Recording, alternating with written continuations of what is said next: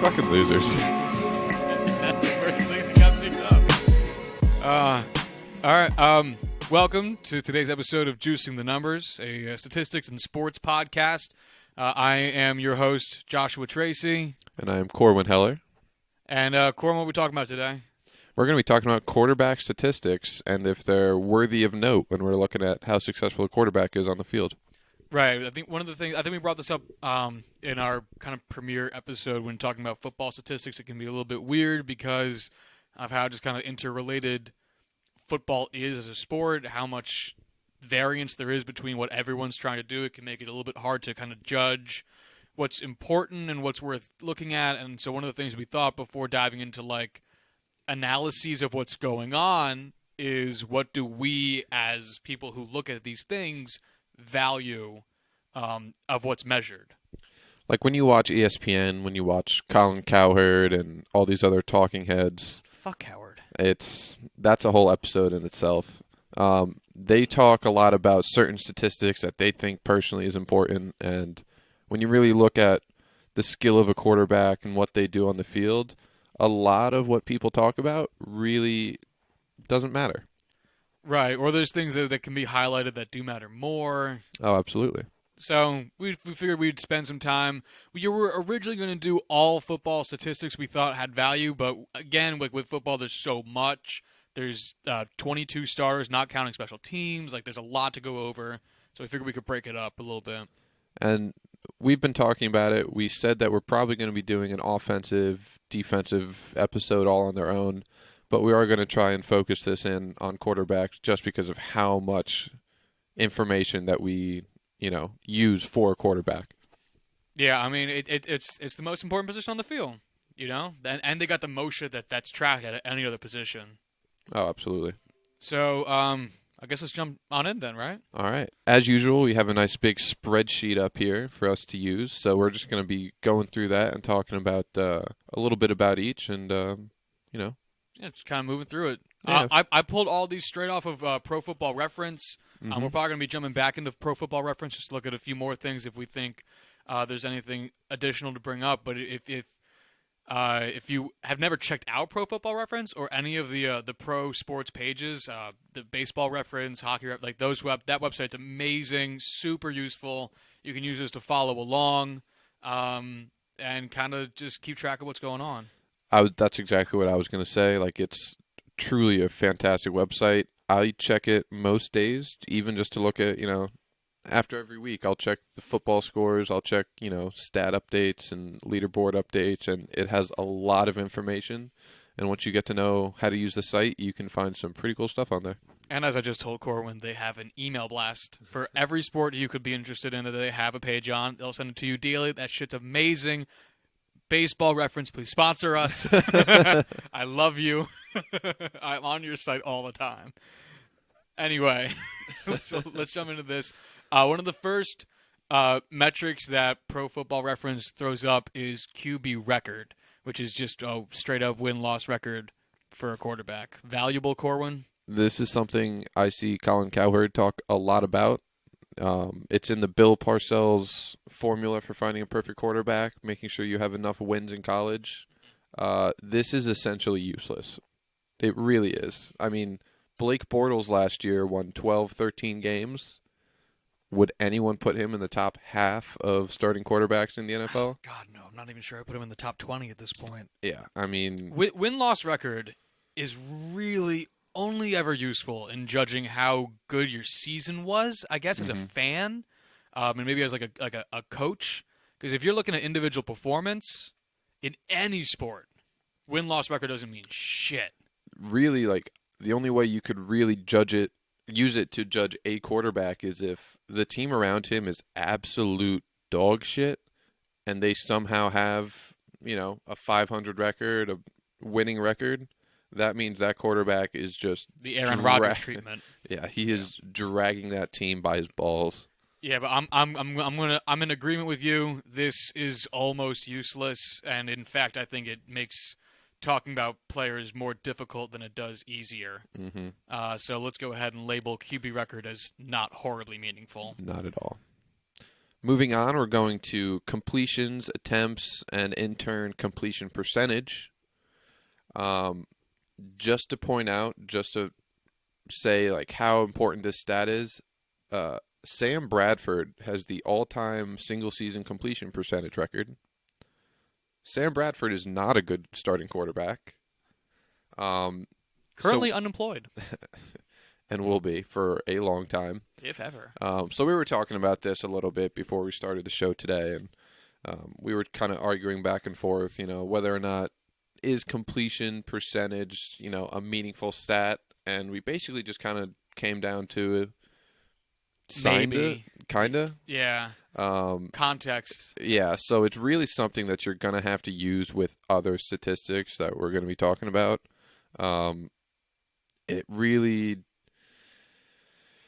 It's one of those things where you need to be above the bar, but that's really it. So, like, if you're above 60%, you're fine. If you're below it, that's really not great. Yeah. But any other numbers that you can get from that kind of really isn't that important. I was going to say the same thing. It's definitely something where it's like if you're too low, like that's obviously on you. Like if you completed 40% of your passes, I mean, you could have the worst wide receiving core in the league. Like you got to complete at least 40. Like that's on you at some point as a quarterback.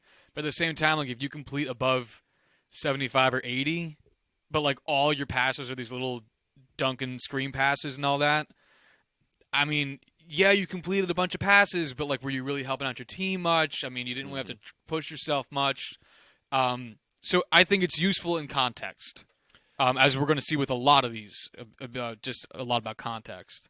Honestly, I think one of its biggest uses as setting a bar is for draft analysis with college quarterbacks because, yeah, there's a lot of teams that use a lot of air raid and spread concepts, but if your completion percentage is not up to snuff in college, accuracy is not really something you can improve upon once you get to the NFL. That's pretty much once you have your standard mechanics down and all that, your accuracy is your accuracy, and that completion percentage is going to pretty much be, if you have a low completion percentage in college, like, I don't know, Josh Allen did, it's not really going to get any better in the pros. It might go down if you're a really good quarterback like Baker Mayfield, who had like a 75% completion percentage throughout his college career. That'll go down once you get to the pros, but it's not getting any better. Yeah. So just real quick, completions themselves, I don't think matters like at all. No. Attempts, I think, could be interesting. Yes. Like I think I saw Nick Foles yesterday had like 50-something attempts. Like if you had like a high average of attempts, that could be something worth noting. I don't think it's going to tell you much about maybe the quarterback themselves, or probably more tells you that team sucks. Because if you have a quarterback throwing 50 times per game, that means he has to, which means you're probably behind. So that could tell you something, but I don't think you can judge performance on it. So I don't think completions as a total, I don't think number of attempts as a total are really all that useful at all. Yep. I mean, that stuff will ebb and flow with the game flow of different games, unless it's the Lions where they just refuse to have a run game and will throw 50 times a game just because they want to. Yeah, but no one knows what they're doing with their lives. After that, we have total number of yards.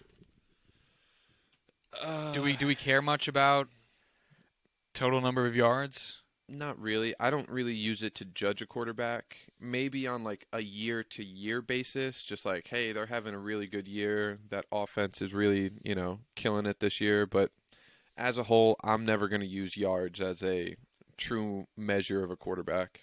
Yeah, I think this goes hand in hand with like a number of attempts. Because you can win a game with your quarterback throwing. Mitch Trubisky won a game this year throwing like under 150 yards, didn't he? Yeah. I mean, like you can win a game. 9 attempts. Yeah, like you can win a game like not throwing the ball much. So yards could be cool if it's a lot. It doesn't really tell you much. Yeah, unless you're throwing for 4,500, 5,000 yards in a season, it doesn't matter. Yeah. Yeah, I think that's a good point. Unless you're getting near record-breaking territory, You probably like who was the Dolphins running back when Dan Marino was in town? Sure. Right? Yeah, You know? like that's probably why Dan Marino has so many fucking passing yards. Touchdowns, number of touchdowns. So you made a note on here that you think touchdowns is a meaningful stat. I I did. disagree. Okay, go ahead. I think touchdowns are it's too much of an up and down number for most quarterbacks, and I think it just comes down to a little bit of luck, a little bit of game flow, and I mean, if you look over the course of someone's career, they're going to have, a lot of touchdowns one season, not a lot the next season. There are going to be games where they throw 4, 5, 6 touchdowns. There's going to be games where they throw 0 or 1.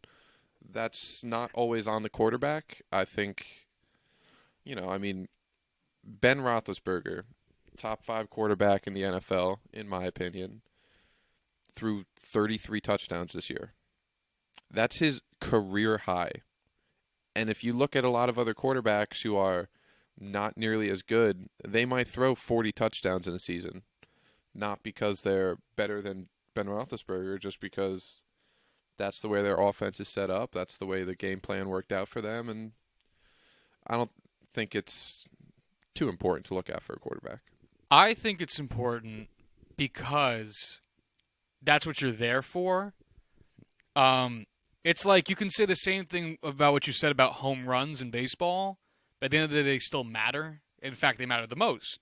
And while there is a level of randomness with touchdowns, like whether that defender misses his assignment, whether that wide receiver ran a great route, how close you were to the end zone, a reason I marked it important is because that's what the quarterback's there to do. Like, that's your primary objective as a quarterback. So even though you can look at a quarterback who only had like something stupid low, like 15 passing touchdowns in the season, but has a 12-4 record, then like that's an exception. That there's clearly a game plan around the quarterback's, I guess, sheer inability to get the football in the end zone. But if you are a quarterback, goal number 1 is to get the ball in the end zone. So I don't think it's the most important statistic, but I do think that the value is there in that it is the reason that man's on the field. You know what I mean? I see it like you see rushing yards for a running back or receiving yards for a wide receiver. I see what you mean. So yeah, I wouldn't say like if Blake Bortles came out of nowhere and broke Peyton Manning's touchdown record, I still wouldn't think he's a good quarterback. That's such an outlier. Like, you could not judge it based on that. I just got chills down my spine thinking of that happening. Oh. Could you imagine Blake Bortles throwing 56 touchdowns in a season? Oh my God. Yeah, that's disgusting. But like I do think that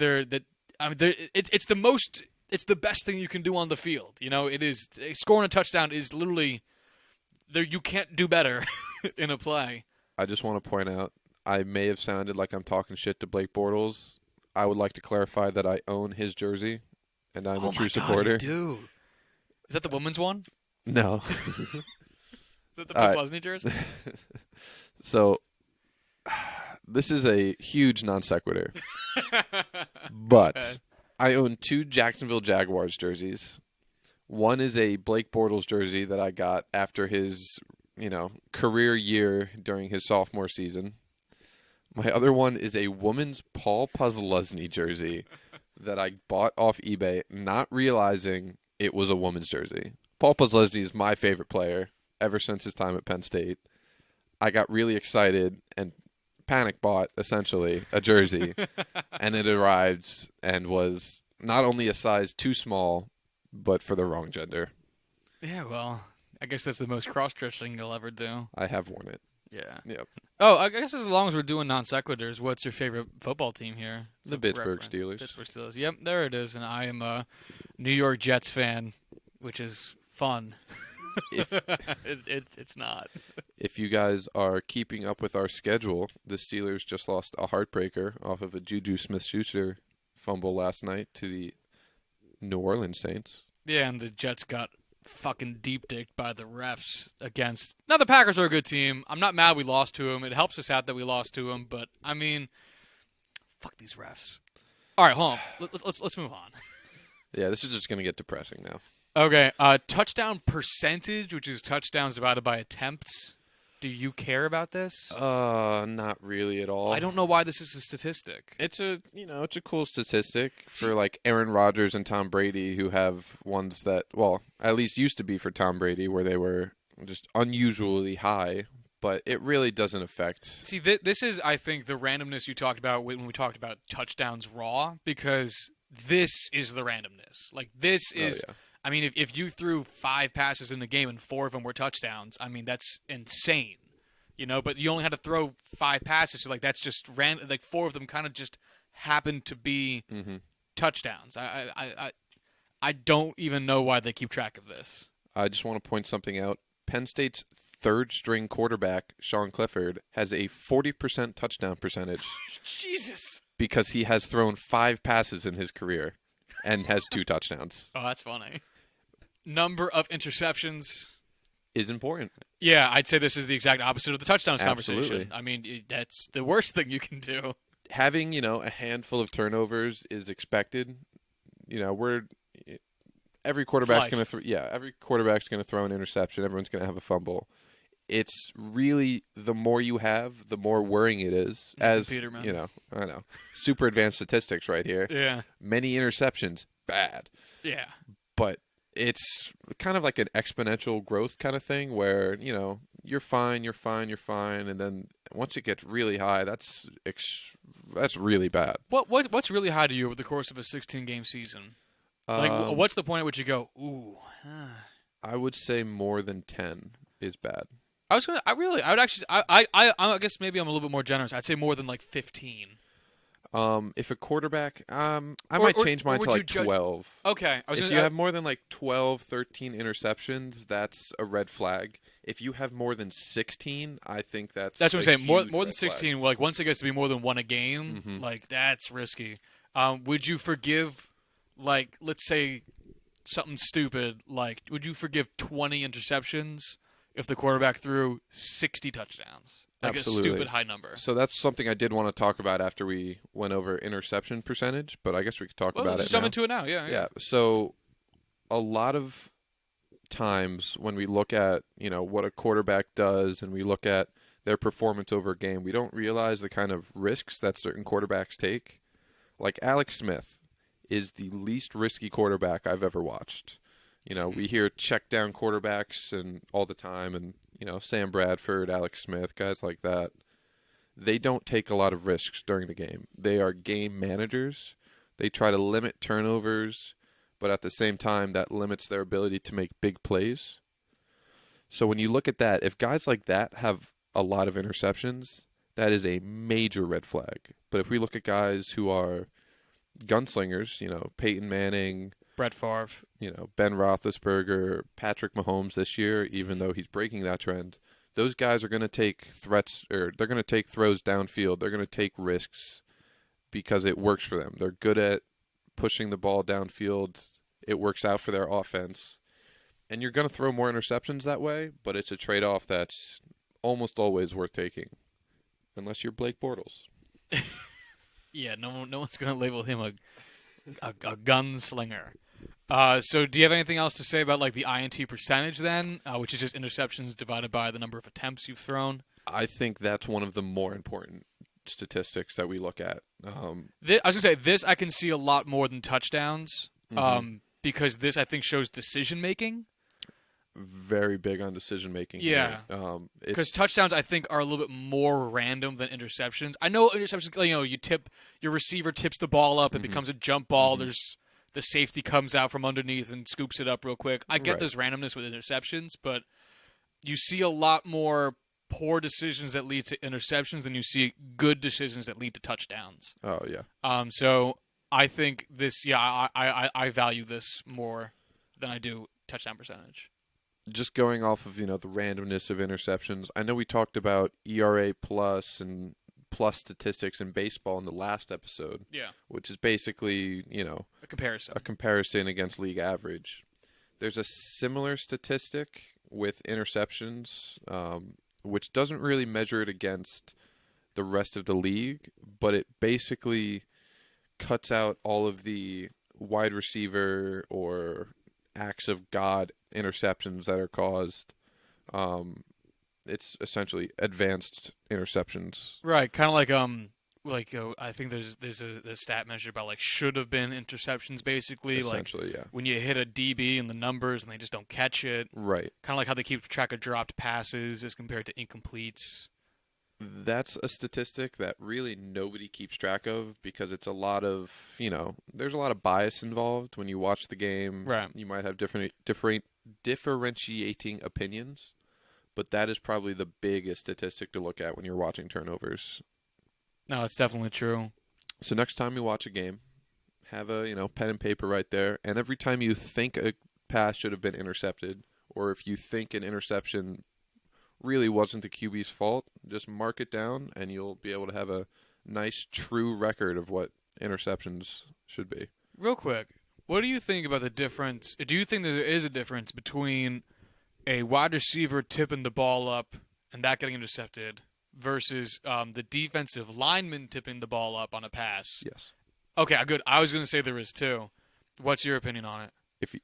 Just sidebar, if you're a wide receiver listening to this, do not ever tip the ball upwards. Smack it down. Absolutely. Smack it down. It is an incompletion is worth so much more than the random chance that another offensive player can come in and scoop up that ball. Just smack it down. But so how do you look at the difference between a defensive lineman tipping it and getting picked off as compared to a wide receiver tipping it and getting picked off? So part of the quarterback's responsibility when throwing a ball is ensuring that the ball has enough elevation over the field where it can't be tipped by defensive players. If it's tipped by a defensive back, if it's tipped by a defensive lineman, it's all the same. The quarterback can't let the ball be in that situation. That's why teams do look very heavily at QB height, because that makes a big difference. Yeah, I was going to say the same thing. Like when your wide receiver tips it up, I mean, as a quarterback, there's really not much you can do about it. If like the defensive lineman tips it up, I mean, that to me says you probably should have done like a pump fake there. Your timing was off. You were predictable when you threw it. Like there was something you could have done to maybe not prevent it entirely, but avoid putting yourself in the situation. Whereas there's nothing you can do when your wide receiver tips it up. Mm-hmm. If you're a quarterback preparing for certain teams, like let's say the Jacksonville Jaguars defense. Man, we're all over the Jags today. Jeez. You need to know in your preparation that Calais Campbell is very good at knocking down passes, and he is 6 feet 9 inches tall.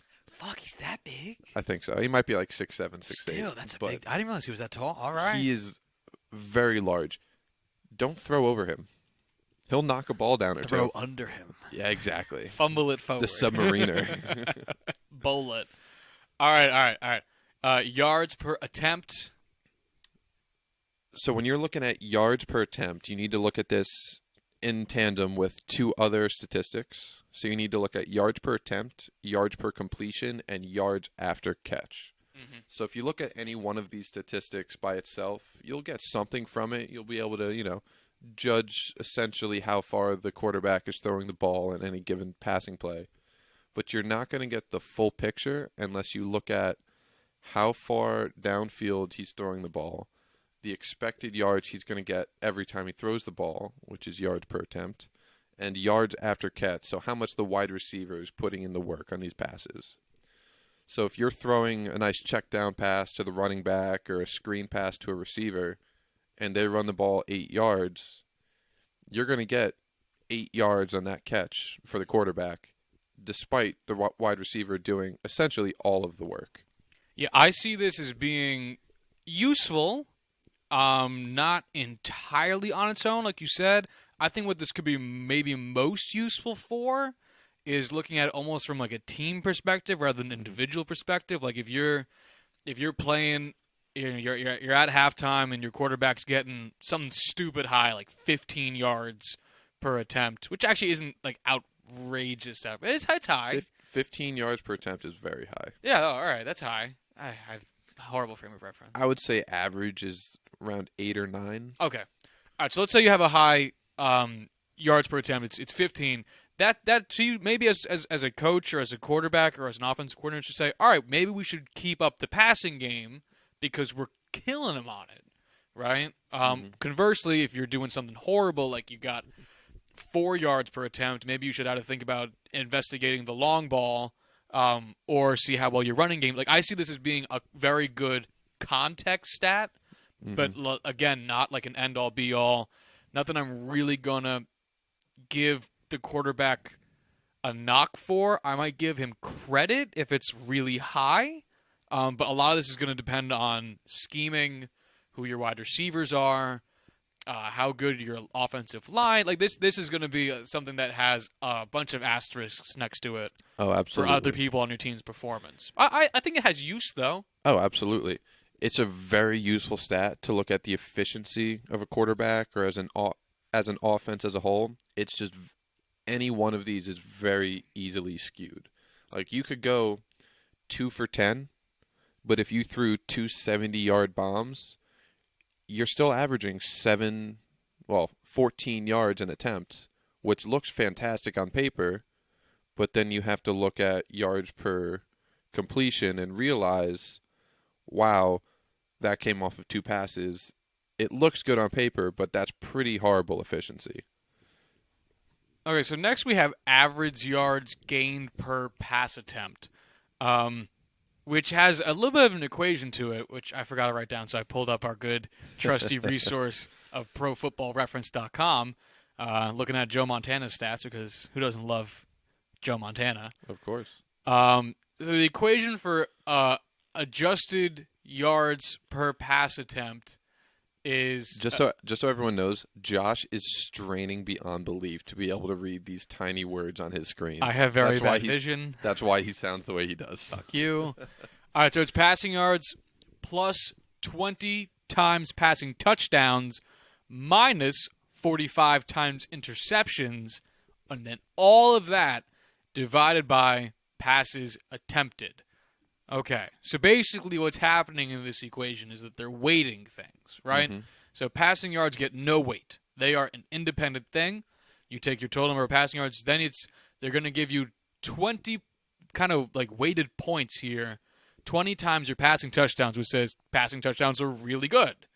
Okay? Then you're going to subtract 45 times interceptions. So they're saying, basically what they're saying with that is that interceptions, they're saying that the negative value of an interception is even greater than that of the positive value of a touchdown, which I think is actually probably fair because you're going to score a lot more touchdowns than you're going to give away interceptions. And then they're taking all of that and to give it an average value divided by passes attempted. So in an average pass attempt, kind of what are you doing? I guess it's a relatively kind of a catch-all statistic. They're kind of trying to weight everything. So this is where we're getting towards, I guess what you could say kind of like a advanced-ish efficiency stat. What do you make of this? I love this stat. This is a fantastic statistic. It really shows, you can mess around with the weighting of touchdowns and interceptions to where you prefer it. I'm sure certain front offices weight it differently based off of the kind of risk they want to have their quarterbacks taking. But adjusted yards per attempt gives you a very clear picture of what you should be expecting from your quarterback. So you can't really look at it for 1-2 games. It's too small of a sample size. But from a full season perspective, it gives you a really nice idea of the efficiency that a quarterback is. This is a really great efficiency stat for quarterbacks. Yeah, I think this is really cool. So let's for a second. We have it here. I have Joe Montana's stats page up. Let's look at one of his All-Star years, Pro Bowl years. Yeah, let's look at this guy right here. So in 1989, in his age 33 season, Joe Montana had a 9.1 yards per attempt, which led the league. So when he threw a pass, there was a better than not chance, or on average, I should say, it was going to go 9.1 yards. Okay? When you adjust that for all the touchdowns he had, of which there were 26, and he led the league in touchdown percentage with 6.7, it actually went up. It went up to 9.5. So on average, Joe Montana's passing was additionally positive beyond just the yardage he was providing, because he also only threw 8 interceptions. So while he didn't lead the league in touchdowns, it's not even his personal high, 26. He's got a bunch of seasons over it. The fact that he did not turn the ball over much, he had a really high completion percentage. He threw a bunch of yards. He threw a decent number of touchdowns.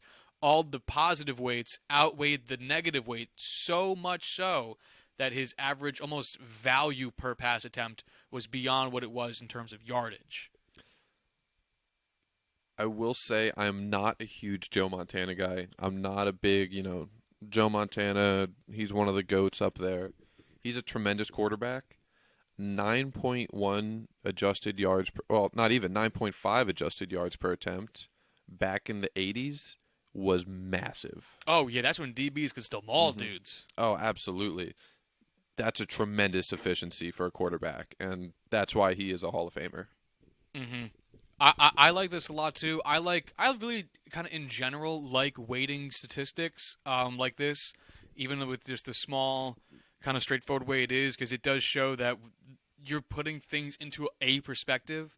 They are saying interceptions are worse than, more detrimental than touchdowns are beneficial, and they're giving you a ratio to why that is, and they're adjusting that person's stats to kind of reflect that. It's a very straightforward, very easily recognizable way of kind of putting things into a frame. And like Corwin said, you can adjust the weights for how you feel. If you feel as though interceptions are even worse, you can just raise that number. If you feel like touchdowns are even more valuable, you can raise that number. Like, you can do what you want to it, but I love the concept of it, and I trust the reference pages, the Pro Football and Hockey and Baseball and all that a lot. So I really do like this number. Something that we could even do that would even make this a more accurate efficiency statistic, if we base this off of averages for the NFL based off of time periods. Oh, so do it like a adjusted yards per completion plus. Exactly. What a statistic that would be. Honestly, though, that would be you'd be right. Like how does 9.5 compare to the what everyone else did that season? How does it compare to what Dan Marino did that year? 26 touchdowns to only 8 interceptions in 1989 is tremendous compared to what they would be doing today. Oh yeah. So if we base this off of time period, if we made this a it's plus basically statistic, a really good Tyrod Taylor. God. Yes. Hall of Fame quarterbacks, quarterback Mount Rushmore, Tyrod Taylor, and Joe Montana. Side by side, as they should be, holding hands in the sunset. We're going to hell. No, but that actually would be interesting. Maybe we can do that in between this episode and the one we do about offenses, just for the hell of it. Throw it in. We could do that. There you go. Little sneak peek at our next episode. Yeah, give us money. Then we have, so let's just keep going down the list. Yards per completion. We kind of touched on it with the yards we touched on most of these. Yards per attempt. Yards per game. Again, that's really based off of offense, game flow. Same with total yards. I think, I think yards per game is probably more useful as a team's, like the total team's yards per game instead of the quarterback's passing yards per game. Right. Because I think that will kind of average out between the passing and the run game. Right. Because if you're playing a team with shitty defensive backs and a great O-line, or D-line, you're going to do different things based on the converse. So, I don't... This is one of those statistics where the talking heads love to talk like, oh my goodness, Pat Mahomes threw for 400 yards. Oh my goodness, Phillip Rivers threw for this. Blake Bortles threw for only 120 yards this week? Are you kidding me, Blake Bortles? Step your shit up. You talk about Blake Bortles so much today. No, sorry, but Blake, if you listen to this, I'm sorry. It's true though. They do always talk about Brady's he's averaging 300 yards a game. Rodgers averaging 300 yards a game, and they'll throw in at the end their defenses are bad, and it's like, well, yeah, that's why they're averaging 300 yards a game, because their defenses suck, and neither of those teams have dependable running games. So it's like, it's cool that they do it. It's cool that they throw 300 yards a game. Doesn't mean much. I hate to be that guy, But Blake Bortles, sophomore season, Oh he my God. threw for like 350 yards a game because he threw for like 150, 200 yards in the fourth quarter because his team was so bad they were down by multiple scores. Fucking garbage. All right, so hold on. Garbage time Bortles. The next one is QB rating. I vote we come back to this one at the end. Absolutely. It's kind of a big one to tackle. So let's go to sacks. Sacks, it's one of those things where it's really important to really gauge a quarterback's performance off of the pressure he faces, but it's one of those statistics where you really can't put the blame all on him.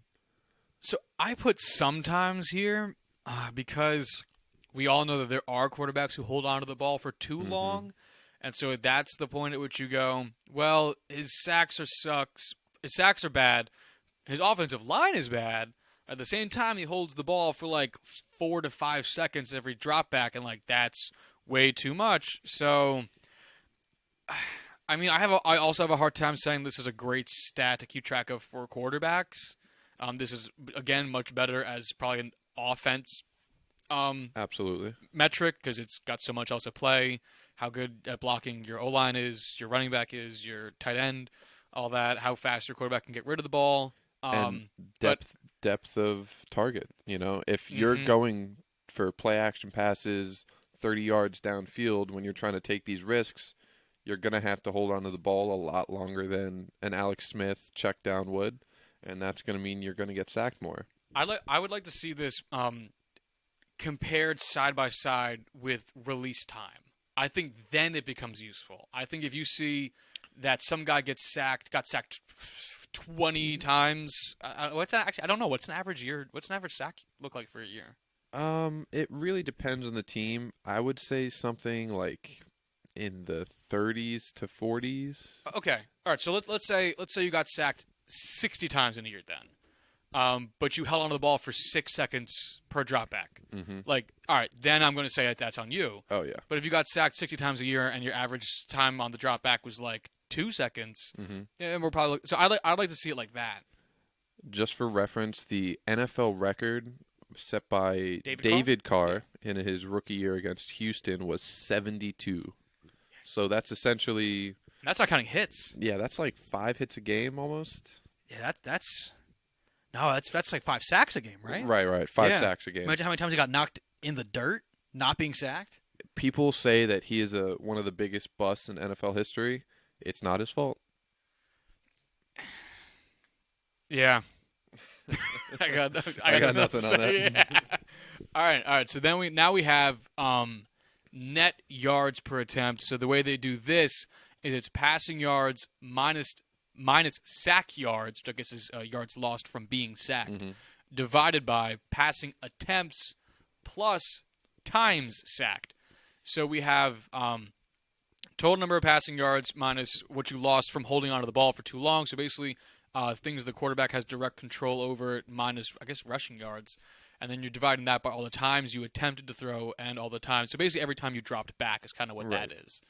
How do you feel about this one? I didn't give it a yes or no because I didn't know what to make of it, honestly. It's essentially an expected yards per attempt. You know, you run the risk of... So when you look at it, rushing yards per attempt is pretty straightforward. It's pretty easy to get a hang of how good the running game is doing. This is just something that's a little bit easier to compare to rushing yards an attempt when you're comparing passing and rushing. It's a pretty effective statistic to measure that off of. It's not something that I would value nearly as much as adjusted yards per attempt, but it's very effective. I think if you combine the two, where you do adjusted yards per attempt, including the sack yards and sacks, would be a little bit better of a statistic all around. Well, the only thing I think I would like to add to this or change would be adding a quarterback's rushing yards. Because I don't know why you would subtract the sack yards, but then not give them the rushing yards. You know what I mean? You would have to differentiate actual quarterback runs and quarterback scrambles. So basically, if the pocket breaks down and the quarterback has to run the ball, that's a little bit different than if, It's just a quarterback tucking and running the ball. No, But it's it something that can be is. done. But I think this is trying to be is another kind of efficiency stat. No, it's per attempt. So I guess that makes sense. No, all right, no, I get it because sack yards you were still attempting to throw a pass. Right. No, all right, I see where my fatal error here was. Yeah, I think this is okay. We're learning together, folks. Yeah, well, that's the thing with football stats. Honestly, several of these are the first time I'm seeing them at all, which I think I'd like to give credit to the MLB. Although it is full of grumpy old white dudes, they do still try to throw in the advanced stats in broadcasts, which is very refreshing, whereas football is not. You will never hear Joe Buck talk a quarterback's adjusted net yards per attempt during a broadcast. Fucking hate Joe Buck. Fuck that guy.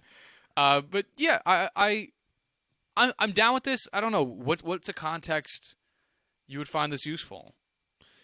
Basically, this is most useful when comparing rushing yards to passing yards. Okay, so all right, that's what you said earlier. Right. Mm-hmm. I'm with you. So then they have this kind of same thing, but they kind of added in parts of the previous formula we just saw in adjusted yards per attempt. So this is adjusted net yards per attempt. Mm-hmm. So it's the same beginning to the equation. We have passing yards minus sack yards, and then you add in the adjusted yards per attempt part. So it's passing yards minus sack yards plus 20 times passing touchdowns minus 45 times interceptions. Take all of that divided by passes attempted plus times sacked. So it's adding the same weights for what happens when you pass, where passing yards get no weight, passing touchdowns get a 20 weight at 20 times the total number, and interceptions get a 45 times weight. And then you also subtract sack yards, which, much like passing yards, do not have a weight. Mm-hmm. They're as is. And then you divide that both by the number of passes attempts, so the number of times the quarterback has got the chance to throw the ball, and sacks, which means the number of times he was going to throw the ball and then did not. So, where are you at with this? So compared to the regular net yards per attempt, this adjusted yards per attempt. Right, but compared to the net yards per attempt. Oh, sorry, my bad. This isn't really as great for comparing it to rushing yards per attempt, but as an efficiency statistic, this is the top of the pyramid. This is, if you want to look at one statistic and not have to worry about really comparing it to too much else, this is the statistic to look at. So I pulled up the Joe Montana page we've kind of been going off of. Mm-hmm. So as a reminder, his yards per attempt in 1989 was 9.1. His adjusted yards per attempt in 1989 was 9.5. So his net yards per attempt, which is what we did previous to this one, was 7.93. So not on an average, on a net, so you take away yards lost from sack yards, he has 7.93. Net Still yards led per the attempt. league that year. Still led, yeah. All of these numbers actually. That's a good point. All of these numbers led the league. When you do adjusted net yards per attempt, where we attach a weighted value to the results of what happened in his pass attempts, including sacks, it goes up. I'd say a considerable amount to 8.31 adjused net yards per attempt, which, as Corwin said, led the league. Mm-hmm. So we're seeing that. Well, first off, Joe Montana had a great year. Yeah, but he's a pretty good quarterback. So a little bit like a good Tyrod Taylor. I mean, by his QB record, he did go 11-2, which is the most important stat on this page. But yeah, so I think what we're seeing here is it's kind of the same conclusion we came to with adjusted yards per attempt that we came to earlier, that not turning the ball over and throwing lots of yards and touchdowns obviously makes you a more efficient quarterback. But it's interesting to see, I guess, more so how much it dropped when you take sacks into consideration. How many times did he get sacked? 33 sacks that year. Pretty damn low. Good job on the offensive line for the San Francisco 49ers. Actually, I'd love to know how much that was for the time. Kind of like what we were talking about with yards per attempt. Right. Like, was 33... No, it had to be. I feel like there definitely were more sacks handed out back in the day, right? Looking at his career numbers, 33 is 2 below his career high. Yeah. Man, I don't even know anymore. Yeah, it's tough. I wasn't even alive at this point. No, we were a few years out. So anything else you think of to make of adjusted net yards per attempt? I'd like to see sacks be weighted a little bit just because of how much that will derail a nice drive. Yeah, because it's not just a loss of yards; it's also a loss of down. Right. Sacks are huge. I'd like to see them weight that a little bit. Maybe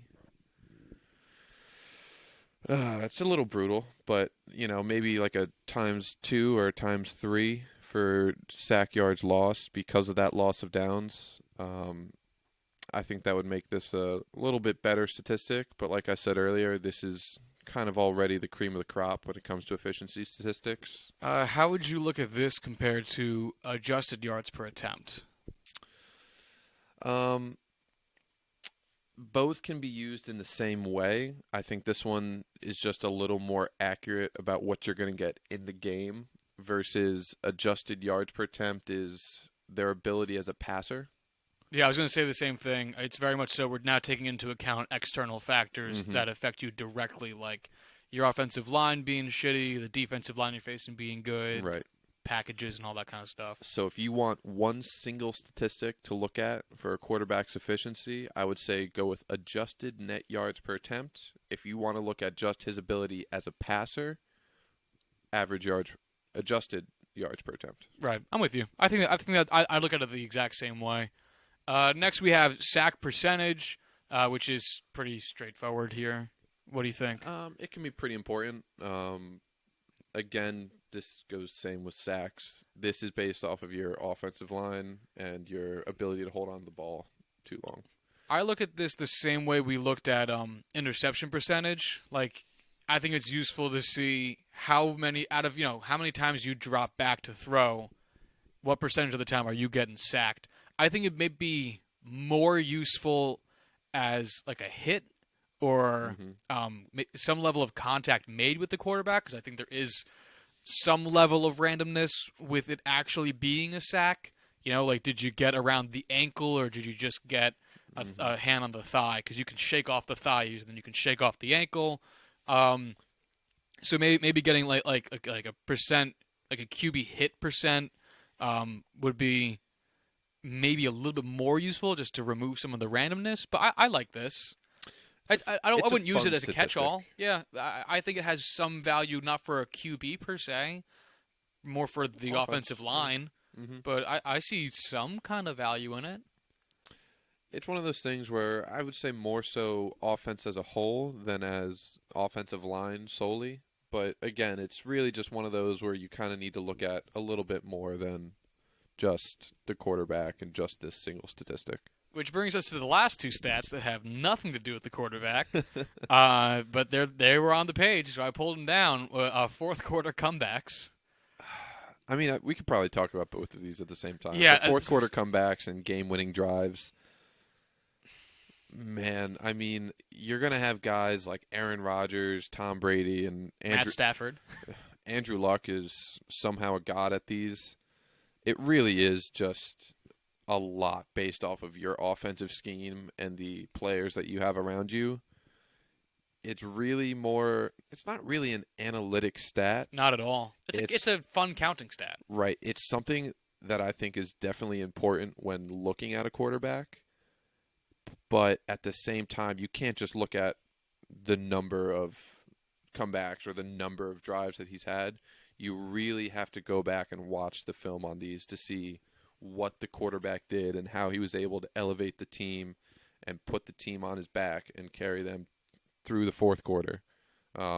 Again, not a statistic, not a counting statistic that we should really weigh heavily, but definitely something that's very important. I could see this. So in baseball, they have like a clutch hitting number. How useful or how good are you in the ninth when you're down by a run? As a hitter, stuff like that.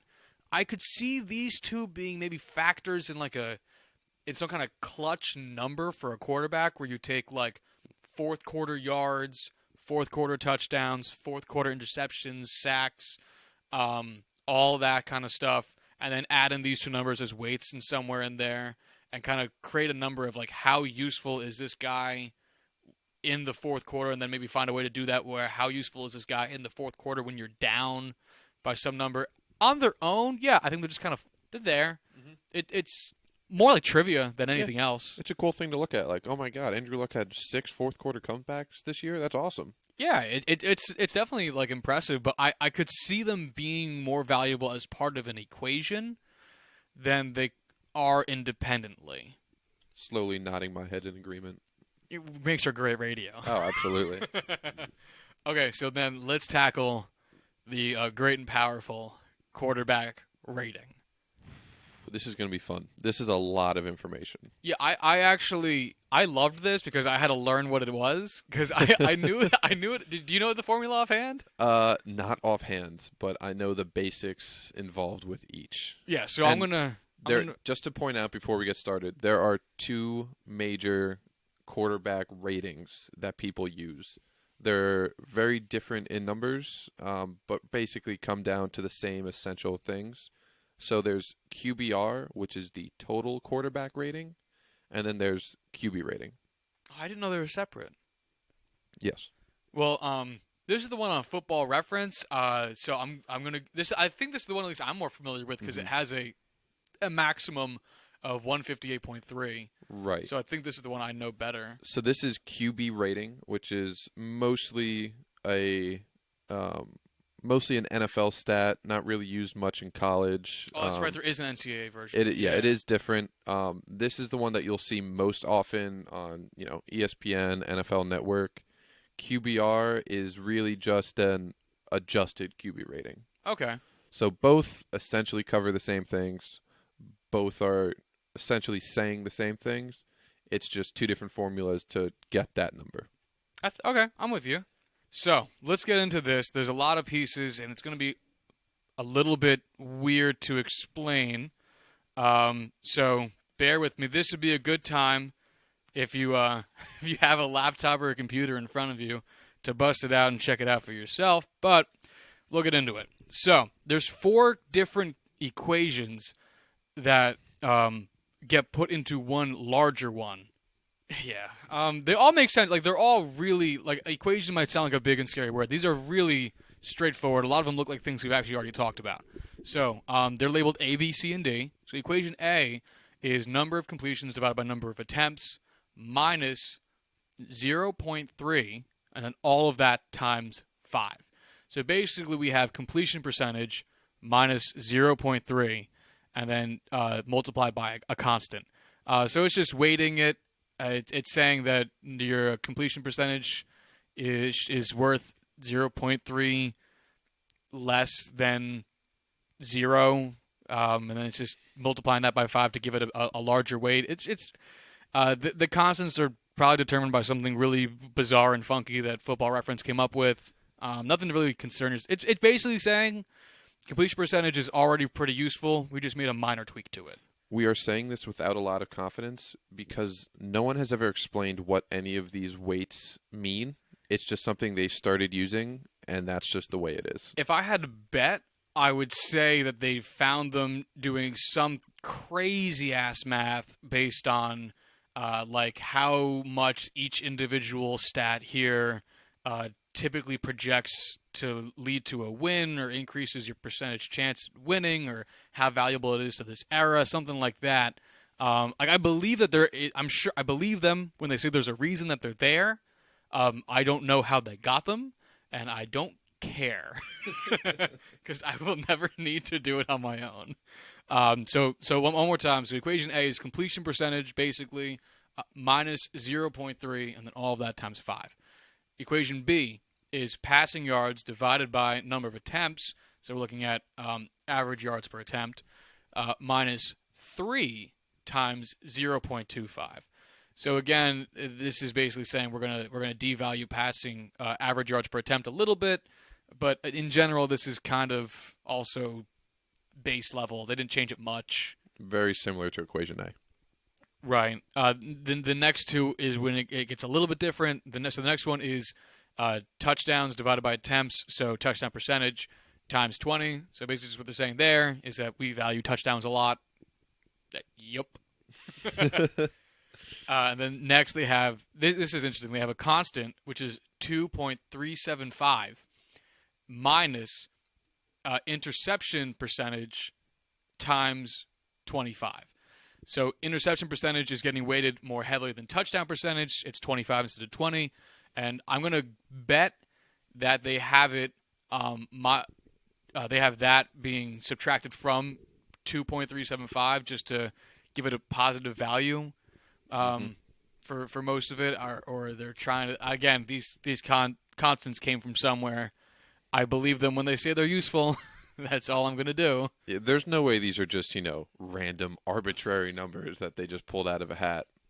Unless you think that they're arbitrary numbers that just got pulled out of a hat. I don't. I believe them that there's a reason. So the equation when you put them all together is really straightforward.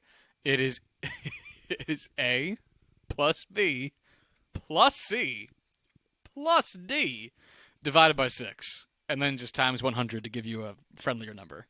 I guarantee you they had to put together this ABCD equation formula so that when they tried to explain it to these 60-year-old announcers, they were able to grasp it. I'm sure they had this in, one giant, completion percentage minus 0.3 times 5 plus yards per attempt minus 3 times 0.25, all in one giant formula. And nobody was able to understand it. It's like they walk into the meeting like, all right, guys, this is great. But don't forget, you have to explain this to Terry Bradshaw. So the big thing to take away from this, other than that colored donuts.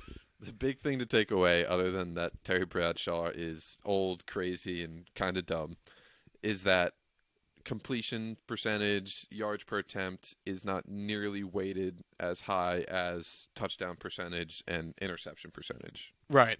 I'm also we have one more constant in here, which is that there the overarching A plus B plus C plus D is being divided by 6. That constant, again, I'm not entirely sure where it's from. Again, I believe in why it's there, but basically what they're saying is take all of these divided by some kind of constant. It could just be to make the number digestible, to keep it around 100 to 150. I do know what the 6 is for, and that's just to make it a number that's they wanted to have it be around 100. They wanted to have the average be roughly 100 points, so that's why they divided by 6. Perfect. Then I'm a really smart guy. You're a genius, Josh. Honestly, you'd be surprised. Once you kind of get used to what is a weight versus what makes this more easy to look at, it does get kind of easy to differentiate. You see in baseball a lot, like FIP, the statistic FIP, has a constant in there just to make it look more like ERA. That's really the only reason it's there, is to make FIP look more like ERA so that people know how to look at it. So believe it or not, that does come up relatively frequently. The other ones in each of the individual equations are all there as weights, but this one's just there because I bet if all the weights were higher, that bottom constant of 6 would be 8 or some shit, So it has a perfect way to get a perfect rating, which is 158.3. There are 4 criteria that must be met. You need to have at least a 77.5 completion percentage, a 12.5 yards per attempt, an 11.875 touchdown percent, and no interceptions. The way to hit the minimum of 0, you have to have 30% completion percentage or lower, 3 yards per attempt or fewer, 0 touchdowns at all, and 9.5 interceptions to attempt. Do you want to know the only person I have ever seen to have a quarterback rating of 0.0? I thought it's happened more than to one guy, right? I've only seen it once. I know Geno Smith had one. This guy's a little more recent than Geno Smith. I have to assume Nathan Peterman. It was Nathan Peterman in his 5 interception game. Because I was going to say, I'm pretty sure Geno Smith is the only quarterback to have a 0 QBR game in the same season as a 158.3 QBR game. This is not QBR. This Sorry, is QB rating. Right. And that was Geno Smith as a conundrum, man. But yeah, he did it. He was there. I don't want to say he was one of my top draft picks in 2012 when he was drafted, but he was one of my top quarterbacks when he was drafted in 2012. I'll never That's forget. bad. I'll never forget that year. We went 8-8, and we won every other game. Our win streak was That was one all fantastic. season. Our loss streak was one all season. Shit was miserable. I watched probably 6 Jets games that year, all the final 6 weeks of the season, just to make sure that that streak stayed intact. That shit was miserable. So QB rating. What do you think? Do we find this of value? I love QB rating. It's not, it's not the greatest statistic. It's got its flaws. The weightings can be weird. That's going to be with any statistic. But again, it's just one of those statistics where you can look at and get a pretty clean picture of what a quarterback does. Having a lot of touchdowns really helps it out. You could throw for 350 yards on like 75% passing and, no interceptions. But if you don't have any touchdowns, your quarterback rating is going to take a pretty big hit. And that's what sucks about it. But at the same time, it's a pretty decent picture of how a quarterback did that day. Yeah, I think it's useful. I think it's going to be really useful as kind of like your big comparative stat, the big one you're going to use to look at against other quarterbacks, because it's kind of like the most catch-all of the stats that they really give you. I think I might like adjusted net yards per attempt more. As do I. But I understand why they went with this one, because I think more people are used to seeing something that's around base 100 than they are seeing something where it's like, 9.1 is going to be super, super high. Right. Or Joe Montana's 8.3, something is super high. People really won't know what 9.1 versus like 7.8 means when they look at. Right, because people are kind of used to things being out of 100, or in the world of baseball with like ERA plus and OPS plus, like, seeing that over 100 is better than average and that kind of thing. I do think it's useful. If you are listening to this and you're like a football fan and you don't give a flying fuck about these stats, I also don't think you're wrong. No, because I think a lot of with football, it can come down to the eye test. I think that for football, you need if you're going to be scouting like for real, like Right. peripherals and these kinds of stats, you're going to need to look at. But I think one of the things that people get scared about with stats is that it's going to overtake what I'm seeing doesn't reflect what the stats are. And I think for football, the most, in general, you are going to see that. Right. If you think your quarterback's good, it's going to look good on the field. Right. And these peripherals will kind of show you more, but it's not going to, it shouldn't alter your opinion significantly beyond what it already is, which I think sometimes can be the case in baseball, which is why I think a lot of the old grumpy dudes in baseball complain about the stats. So Maybe they're just old grumpy dudes. Never know. Fuck you, John Smoltz. I hate you. Don't give me money. Well. So that's kind of when I wanted to close this booth, unless you had something else to add to. I still had a whole nother statistic to talk about, okay, Josh. okay, You're trying to cut me off here. Yeah, you suck. You're trying to silence the voice of the people over here.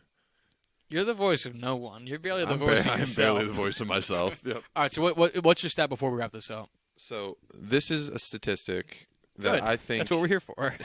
This is basically QB rating plus.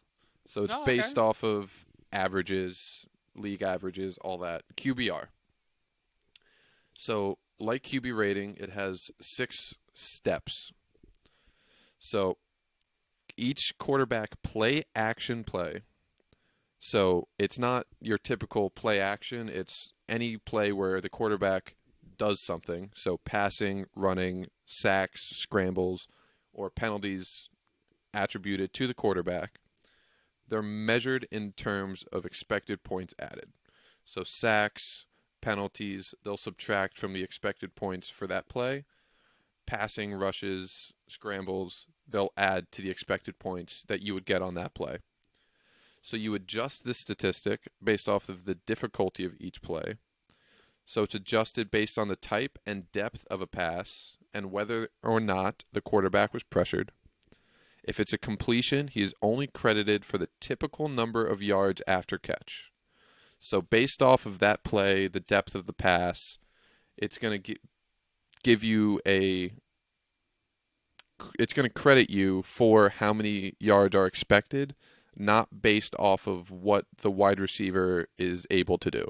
So if you throw a deep pass to a shitty wide receiver and he just falls over, that's not going to affect you poorly. It takes some of the randomness out of statistics, Exactly. which is one of the things we brought up several times with some of these stats, is that they don't adjust for the randomness of sports.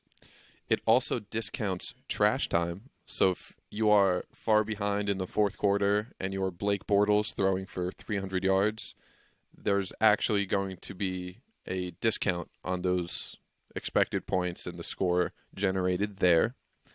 And then you get more credit based off of how tough a defense is. And if it's a weaker defense, you are discredited for that. And then overall, this is based off of a 0 to 100 scale, with 50 being the average. So this is where the plus from baseball statistics comes in. Right. So I love this statistic so much. This is my baby.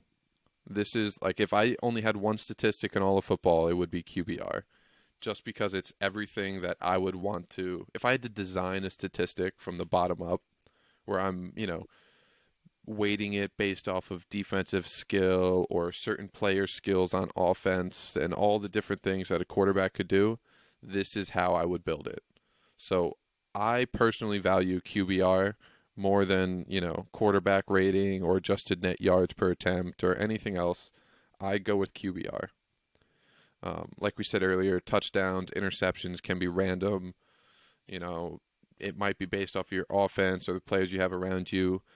This statistic goes out of its way to try and minimize all of that randomness and give you one score. Right. It's trying to remove some of the outliers on the positive and negative end. Mm-hmm. So, how do you feel about QBR?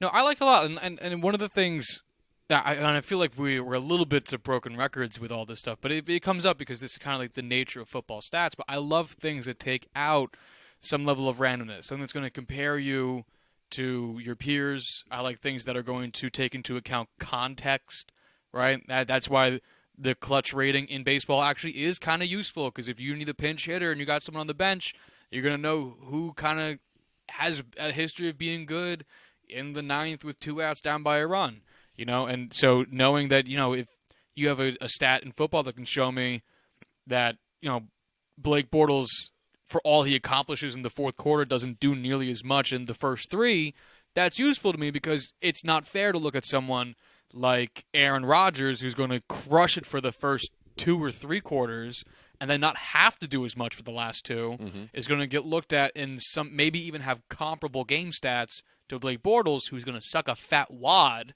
for the first 3 quarters and then all of a sudden decide, hey, football's fun, and then be good at it for the fourth quarter. So I like things that are going to take into account situational sports, situational gamesmanship. I'll put it that way. All right. Because that's kind of, I think, where a lot of the confusion is with players and with keeping track of stats. Yeah, So I'm a fan. This was all I wanted to lead up to, was to QBR. It's I think it was perfect because really the whole thing that we've been, that's why I like the way the Football Reference does it, is that they will guide you up, giving you the ground stats and building towards things.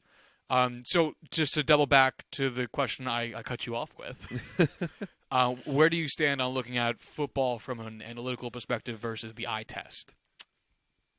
It happens a lot, especially when you look at this from, a drafting perspective, which I normally look at it from, box score scouting is a big issue, where you can pull up the box score of a game and see that Baker Mayfield went 12 of 30 for, 150 yards and all that.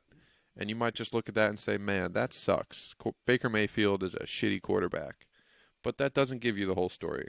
And some of these statistics work to help clear that story up. But at the end of the day, unless you watch the game from start to finish and you watched every single pass, you're never going to know what really happened. And you really can't judge a quarterback unless you watch every snap. Obviously, that's impossible. So that's why we have these advanced statistics, to try and paint us a pretty picture. It's still not perfectly clear. It's still going to be blurry. But a lot of these are just there to help us along the way. Yeah, I said it earlier. I think the eye test. Like, I think if you didn't have any statistics for whatever reason at all, and you looked at, we've been just shitting on Blake Bortles. But like if you watched the Jags for a season and you had no statistics to back up your opinion, I think you could still look at those old Jags teams or more recent Jags teams and say Blake Bortles is only good in the fourth quarter. And I used to hear it a lot from Lions fans too about Matt Stafford, whereas you could look at Packers games and be like, no, and I was about to say Andrew Luck, Aaron Rodgers is good the whole game. So I think the eye test still has plenty of value. You're going to know your team really well independent of stats you can find on various pages, but I think having them is going to help you maybe get a deeper understanding of how well your team runs and teams you don't watch as frequently. Mm-hmm. So I think they're fun. I think we're going to have a lot of fun looking at offense as a whole and defense as a whole, and I think it's going to lead to some interesting defense. Defense will be, and special teams. Mm-hmm. Hey, special teams. They exist. Yeah, we're here. Punts. But I think that once we get a good foundation for now that we've valued some stats a little bit, and after we value some of these other stats a little bit, we can start to really get into what we're looking at when we talk about football analytics and kind of bring these things that we find value in. Now that we've kind of talked about why we have value and in which stats we thought had value, can start coming up with kind of the fun ideas like we had with the baseball episode previously of positional weighted runs created plus. I'd love to do something funky like that with football, and I think this is kind of like the first little step with that. Great stuff. I think that's a good place to close it up. I think so too. You summed it up really well. Thanks, buddy. I don't really have anything else in the world of sports, really, unless you do. Our non-stat ending. Yeah, I mean, it's kind of mellow right now. Same place we were last time we recorded, just running ourselves into the playoffs. Steelers suck, Jets suck. Yeah, hockey's in mid-season, so there's nothing crazy going on. Baseball's off-season kind of ends right now. It picks up again after the new year because, everyone's home for the holidays. So we gave you pieces of shit an hour and 15 minutes. An hour and 15 minutes. So you guys can just deal with it. Hey, I just want to say, Blake Bortles, if you listen to this, we're sorry. I am so sorry. I love you. Please come on. If you like the show, you can rate and review it on iTunes and Stitcher and all the other places, wherever you listen to your podcast. You can find us on Twitter at JuicingPod, Juicing POD. You can find us. You can email us questions, comments, ideas at lots of complaints. Any complaints that we will promptly ignore at juicingthenumbers at gmail.com. You can also find any of the stuff we talked about today, and maybe even write-ups of the show at juicingthenumbers.wixsite.com. Did I forget anything, Corwin? No, that sounds good. All right, then I guess that'll do it for today. Merry Christmas. Merry Christmas.